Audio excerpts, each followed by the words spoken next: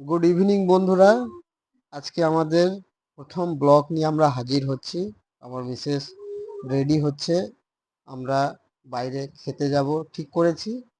আমাদের এক দাদা আজকে রাখির দিনে আমাদেরকে ইনভাইট করেছে। আমি, আমার ছেলে, আমার মিসেস, আমরা রেডি সবাই বাইরে যাব বলে। আমরা বেরিয়ে গেলাম। আমরা যাচ্ছি সোনাঝুরির কাছে একটা তিতলি বলে একটা রিসোর্ট কাম রেস্টুরেন্ট করেছে শান্তিনিকেতনের মধ্যে। তা বন্ধুদের কাছে অনেক নাম শুনেছি যে সুন্দর করেছে। যাই, দেখে আসি কেমন করেছে। বাহ, খুব সুন্দর। এ তো কাঁচ মন্দিরের কনসেপ্টে বানানো, রাজপ্রাসাদের মতো। অনেক বড় এরিয়া নিয়ে বানিয়েছে। বাচ্চাদের খেলার ব্যবস্থা, মানে খেলার জায়গা আছে। দেখেই তো মানে মনে শান্তি চলে আসছে।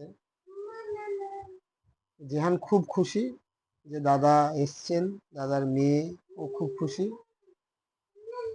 আমরা আপাতত সবাই ছবি তুলতেই ব্যস্ত। ছবি তোলা হলে ভিতরে যাব। ইন্টেরিয়ার বেশ সুন্দর করেছে, বসার ব্যবস্থাও ভালো, যথেষ্ট সুন্দর বানিয়েছে।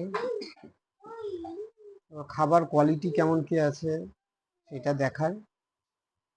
তাছাড়া নো ডাউট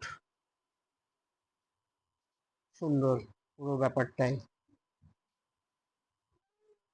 এই দাদা, উনি দাদার হাতে রাখি পরিয়ে দিল। বৌদি আর বৌদির মেয়ে। আমরা খাবারের ছবি তুলতেই ভুলে গেছি, যেহেতু ফার্স্ট ব্লগ অত মাথাতে নেই। আমরা আবার একটু বেরোলাম বাইরেটা দেখার জন্য, কিছু ছবি তোলার জন্য। বেশ সুন্দর করেছে, আমার তো খুব পছন্দ। আপনারা এলে আপনাদেরও আশা করি ভালো লাগবে। এটা থাকার ব্যবস্থা আছে, এখানে বাইরে থেকে লোকজন এসে থাকতেও পারবে।